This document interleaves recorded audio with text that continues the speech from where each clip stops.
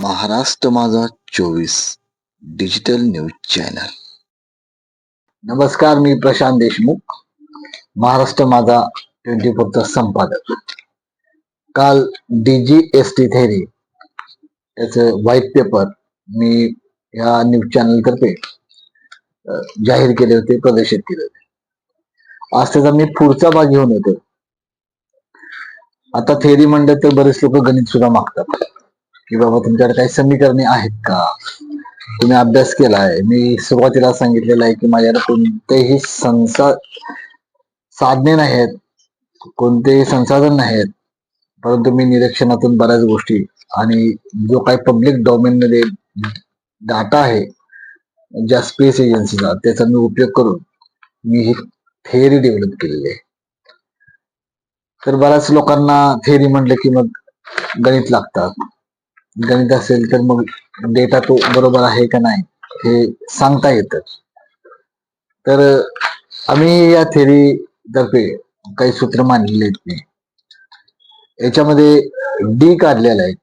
D ही constant value जी काढलेली आहे, जी gravitation, जी गुरुत्वाकर्षणाची value काढलेली आहे न्यूटन आणि आईन्स्टाईन यांची. तर आपण हे डी काढलेले आहे आणि डी काढण्यासाठी पृथ्वीचा सरासरी व्यास प्लस जे ओझोनवायूचं कवच आहे ज्याच्यावरती आमचा फोकस जास्त आहे, ओझोनवायूची उंची डिवायडेड बाय सूर्याचे अंतर, म्हणजे पृथ्वीपासून सूर्याचे अंतर किती आहे, याच्यापासून जो डी निघतो तो कॉन्स्टंट निघतो. याच्यामध्ये सगळ्यात महत्वाची गोष्ट अशी आहे की आम्ही ओझोन वायूवरतीच फोकस करतोय, कारण तो आहे शिल्ड मध्ये, म्हणूनच इथे जीवन आहे हे आम्ही ठणकावून सांगत आहे. मी तर डी काढलेला आहे आणि डी काढल्यानंतर इतर ग्रहांचे सुद्धा आम्ही डी 2-3 ग्रहांचे चेक केले, तर ते गुरुत्वाकर्षणाच्या जवळपास जातात. त्याचबरोबर वजनाचा जो विषय असतो, मग न्यूटनचं जे सूत्र आहे ते वजनामध्ये सुद्धा वापरलेलं आहे आणि बरेच क्लिष्ट असे, किचकट असे ते सूत्र लोकांच्या अभ्यासात येतात. तर आम्ही ते खूप सुटसुटीत इझी कसं करता येईल ते आम्ही पाहिलेलं आहे. आणि मी हे पाहताना, जेणेकरून अंतरातला अभ्यास करताना ही सूत्र खूप उपयोगाला येईल असा एक माझा समज आहे. तर सूत्र सुद्धा आमच्याकडे आहे. मी अभ्यास करताना सगळ्या गोष्टींचा अभ्यास केलेला आहे की जेणेकरून जे काही स्पेस एजन्सीने जे काही प्रयोग केले, जे आपले यान सोडले, जे मोहिमा केल्या, त्या अपयशी पण का झाल्या याचा थोडक्यात मी डाटा काढण्याचा सुद्धा इथं प्रयत्न केलेला आहे. तर आपण डी काढलेला आहे. डी परत एकदा सांगतो, डी म्हणजे जी कॉन्स्टंट व्हॅल्यू आहे, ती कॉन्स्टंट व्हॅल्यू डी आहे पृथ्वीचा सरासरी व्यास प्लस ओझोनची सरासरी उंची डिवायडेड बाय सूर्याचे अंतर, म्हणजे डी निघतं. तर पृथ्वीचा डी किती निघालेला आहे मी तुम्हाला सांगतो. पृथ्वीचा डी निघालेला आहे साधारण 8.55 इंटू 10⁻⁵ 8.55 इंटू 10⁻⁵ अशी डी ची कॉन्स्टंट व्हॅल्यू निघालेली आहे. याच्यामध्ये पृथ्वीचा व्यास 12,792 किलोमीटर हा पब्लिक डोमेन मधलाच आहे, तोच घेतलेला आहे. आणि पृथ्वीचं सूर्यापासूनचं वजन हे 14,95,97,871 किलोमीटर. याच्यातून आम्ही डी काढलेला आहे 8.55 इंटू 10⁻⁵. डी काढल्यामुळे डीचं सूत्र सांगितलेलं आहे आणि त्याच्यानंतर आम्ही काही ग्रहांचे सुद्धा डी काढून आम्ही तो चेक करण्याचा प्रयत्न केला आणि तो जवळपास आलेला आहे ग्रहांच्या. त्याचबरोबर आपण वजन सुद्धा आपण काढलेलं आहे की पृथ्वीवरलं वजन आणि ग्रहावरती त्या वजन किती भरेल. तर मंगळ, शनी आणि गुरु याचे आम्ही डी काढलेले आहेत. मंगळचा डी निघालेला आहे 3.02, शनीचा डी निघालेला आहे 8.68 आणि गुरुचा डी निघालेला आहे 19.64. तर पृथ्वीवरील जे वजन आहे ते इतर ग्रहावरलं कसं काढायचं याचे सूत्र आम्ही डेव्हलप केलेलं आहे. Weight planet is equal to weight earth into bracket D planet divided by 8.55 ही जी कॉन्स्टंट व्हॅल्यू आहे पृथ्वीतली त्याच्यावरून ग्रहावरलं वजन निघतं. साधारण मंगळ ग्रहावरती या व्हॅल्यूनं वजन निघतंय. जर 100 किलो वजन पृथ्वीवर असेल तर ते 35.32 किलो निघतं.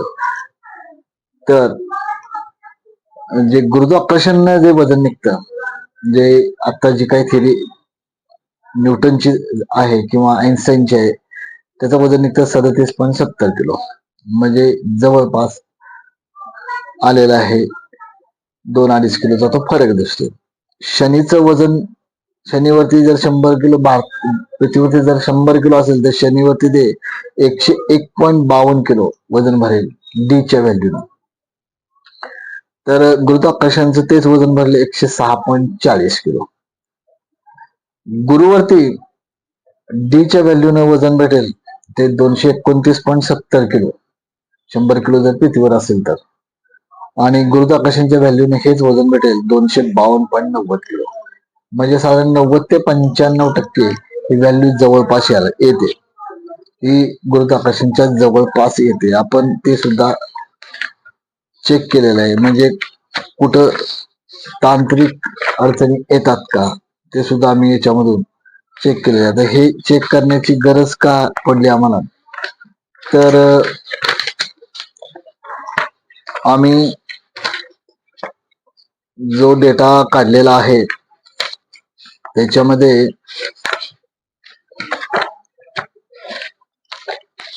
साधारण शुक्र, पृथ्वी, मंगळ आणि चंद्र याचा आम्ही डी काढलेला आहे. म्हणजे वातावरण काय असेल, डी म्हणजे वातावरणाचाच तो डेटा असतो आणि तो कॉन्स्टंट आहे. पृथ्वीवरलं वातावरण कसं आहे, गुरुत्वाकर्षण जे काय आहे ते आपण याच्यामध्ये पूर्णपणे निग्लेक्ट करत आहे. गुरुत्वाकर्षण कुठेही पकडलं जात नाहीये, कारण जे काय आहे ते दाब आहे, पृथ्वीवरलं प्रेशर आहे आणि ते प्रेशरच इथलं जीवनमान टिकवून आहे. आणि इतर ग्रहावरती काय प्रेशर असू शकेल ते पण आम्ही याच्यामध्ये थोडस हवामान कसं असेल, तर शुक्रावरती 11.37 इंटू 10⁻⁵ असं डी व्हॅल्यू निघाले. इथं वातावरण विरळ आहे परंतु दाब हा उच्च आहे. आणि हे नासाचे जे काही रेकॉर्ड्स आहेत त्याच्यामध्ये सुद्धा अशा प्रकारे डेटा आलेला आहे. पृथ्वीवरती 8.55 10⁻⁵ दाब संतुलित जे आपण कॉन्स्टंट व्हॅल्यू पकडलेले. मंगळावरती 3.02 इंटू 10⁻⁵ अत्यंत विरळ दाब आहे मंगळावरती. चंद्रावरती 2.32 इंटू 10⁻⁵, म्हणजे चंद्रावरती कवचच नाही, अगदी कमीत कमी दाब चंद्रावरती तिथं दिसून येतो या डीच्या व्हॅल्यूला. त्याच्यानंतर आपण जे काही मिशन्स अनसक्सेस झाले आणि त्यामुळं आम्ही हा डाटा काढला की पृथ्वीवर जर खरोखर गुरुत्वाकर्षण जर काय असेल तर मग जे काही नियम आहेत की कुठलीही वस्तू केंद्राकडे ओढली जाते त्याच्यामध्ये काही आम्हाला डाऊट सापडले. जर कोळशाखान्यात काम चालू असेल किंवा जर खड्डा काढायचा असेल तर मग त्या यंत्राला इंजिन कशाला लागतं, कारण ते आपोआपच खेचलं जायला पाहिजे, फक्त त्याला ब्रेकच हवा. कारण केंद्राकडे खेचणं एखादी वस्तू ही गुरुत्वाकर्षणचा नियमच सांगतं, आम्ही नाही सांगत. जर गुरुत्वाकर्षणचा नियम जर केंद्राकडे खेचणं आहे तर ती वस्तू, त्याचे वजन आणि केंद्राकडून खेचणे ह्या दोन्हीच्या गोष्टीचा समन्वय साधून ते आपोआपच जायला पाहिजे. एखादी वाहन असेल तर फक्त त्याला ब्रेकच पाहिजे थांबवण्यासाठी, परंतु असं होत नाही, असं कधीही झालेलं नाही. एखादं वाहन जर खड्ड्यात उतरायचं असेल तर त्याला इंजिन लागतं आणि त्याला इंधन लागतं. इंधनाशिवाय ते खाली जात नाही आणि ते पडेल. त्याचबरोबर जर केंद्राकडे खेचण्याची जर खरोखर काही शक्ती असेल तर जो लावारस येतो तो मग बाहेर काय येतो, त्याच्यामध्ये अनेक प्रकारची खनिजे असतात. आणि जर खनिजे असेल तर केंद्राकडे खेचणे जर हा गुणधर्म असेल तर त्यातली खनिजे हे केंद्राकडे खेचून जायला पाहिजेत आणि ते वरती येता कामा नयेत. म्हणजे हा एक डाऊटफुल जो काही आम्हाला निरीक्षण सापडलेलं आहे ते आम्ही इथं नोंदवलेलं आहे मी, की जर केंद्राकडे खरोखरच काही अशी शक्ती असती तर लावारस नक्कीच वरती आला नसता, तो आतच गेला असता. परंतु असं काही आम्हाला सापडलेलं नाहीये. आणि अब्जाधीश खर्चून ज्या गुरुत्वाकर्षणाभोवती सगळे कॅल्क्युलेशन केले जातात तर ते बरेचसे मिशन आहेत ते मग फेल का जातात. बरेचसे मिशन फेल गेले, त्याचा डाटा सुद्धा आम्ही इथे काढलेला आहे. आम्ही थोडक्यात इथे डाटा मिशन फेल गेल्याचं सांगतो की कधी कधी मिशन कुठलं फेल गेलं, मग गुरुत्वाकर्षण शक्ती जी काही डाट्यानं काढली होती त्याच्यामध्ये कोण फेल्युअर होत. तर रशियाचं मार्स 6 आणि 7 हे 2 मिशन होते साधारण वर्ष 1973 ते 74 दरम्यान. तर डेटा असा सांगतो, रशियाने 1973 मध्ये मंगळावर पाठवलेले मार्स 6 आणि मार्स 7 ही याने उतरताना निकामी झाली. आता आमचा निष्कर्ष असं सांगतं, रशियन शास्त्रज्ञांनी गुरुत्वाकर्षणचे गणित अचूक मांडले होते, पण ओझोनच्या अभावामुळे तिथं जो प्रेशर कोलमडतो त्याचा अंदाज त्यांना आला नाही आणि ते यान जमिनीवर आदळलं. European space agency ESA Schiaparelli lander 2016 मध्ये सोडलं होतं मंगळावरती. तर हे लँडर ही लँड होताना कोसळलं. यानाच्या सॉफ्टवेअरला वाटले की ते जमिनीच्या जवळ आहे, आमचे निष्कर्ष आहेत, पण प्रत्यक्षात वातावरणीय दाबाच्या अस्थिरतेमुळे यानाने आपले पॅराशूट वेळेआधी सोडले. हे सिद्ध करते की तिथं हवेचा प्रेशर नाही आहे, त्यामुळे गुरुत्वाकर्षणाचा नियम इथे तसा कामालाच येत नाही. हे आमचं निष्कर्ष आहे. चीनचं झुरांग रोवर 2021 ला सोडलं गेलं आणि ते मंगळावर उतरले, परंतु त्याने काम नाही केलं. हे रोवर आजही सुप्त अवस्थेत आहे. मंगळावरती उतरलेलं आहे पण ते सुप्त अवस्थेत आहे, कारण मंगळावर दाब नसल्यामुळे सौर ऊर्जा आणि वातावरणीय स्थैर्य टिकत नाही. चीनला ही क्युरिओसिटी प्रमाणे हे रोवर रिमोटली अत्यंत सावधपणे हाताळावं लागतं. आता समजा जर चंद्रावरच्या गुरुत्वाकर्षणचा काही डेटा काढून यांनी जे काही लँडर यान वगैरे सोडलेलं आहे तर मग ते चालायला पाहिजे त्याच्या क्रियेनं, परंतु हे सगळ्या गोष्टी खालून रिमोटली ऑपरेट केल्या जातात म्हणून ते तिथं चालतात, अन्यथा ते चालले नसते. इस्रोचं चंद्रयान 2 वर्ष 2019 हे सुद्धा कोलमडलेलं आहे आणि ह्याला सुद्धा रिमोटली ऑपरेट करावं लागलं. याचा अर्थ की जे काही गुरुत्वाकर्षणला पकडू ज्या पद्धतीनं कॅल्क्युलेशन करून यांनी हे जे मिशन राबवले याच्यामध्ये अपयश आलं, कारण तिथं वातावरणीय दाबच त्यांना मोजता आला नाही आणि तो दाबच सगळ्या गोष्टीला कारणीभूत आहे असं DGST थेरीचं मत आहे. मी परत एकदा दाबाचे स्थिर मूल्य D कसा काढायचा मी परत एकदा सूत्र सांगतो.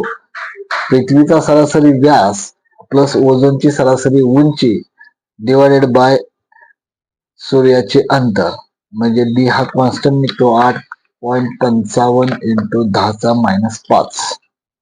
आणि ही कॉन्स्टंट व्हॅल्यू आम्ही प्रत्येक ग्रहासाठी मोजलेली आहे आणि ही युनिव्हर्स आहे, कारण इथं वातावरण जरी बदललं तरी ही व्हॅल्यू शक्यतो चेंज होणार नाहीये, कारण सूर्याच्या ठिकाणी, ओझोन कवचच्या ठिकाणी आणि पृथ्वीच्या ठिकाणी आहे.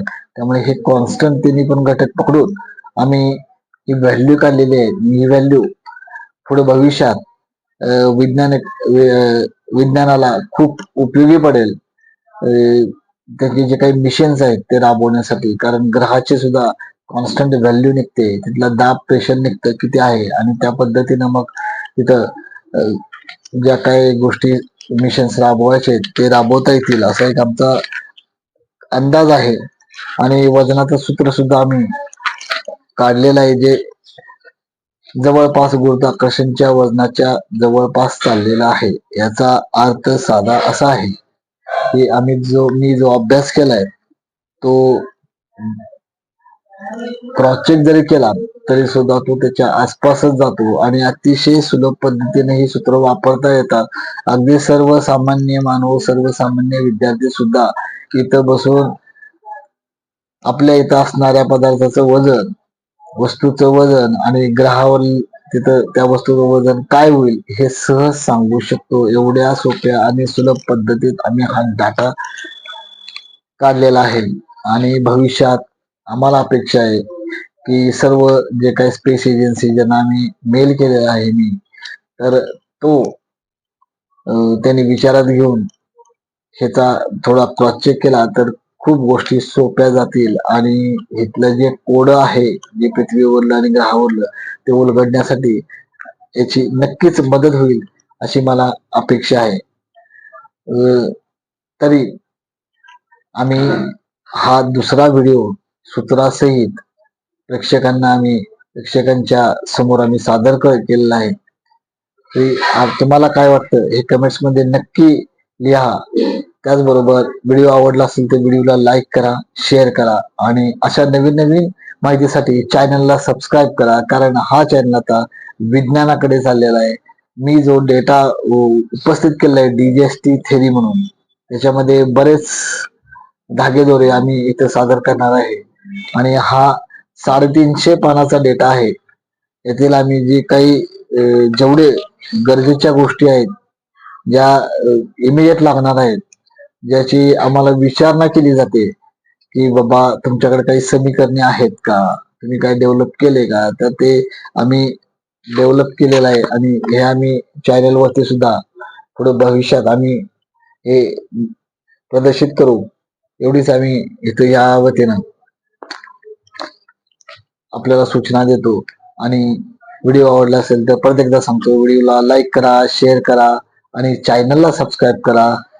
महाराष्ट्र माझा 24.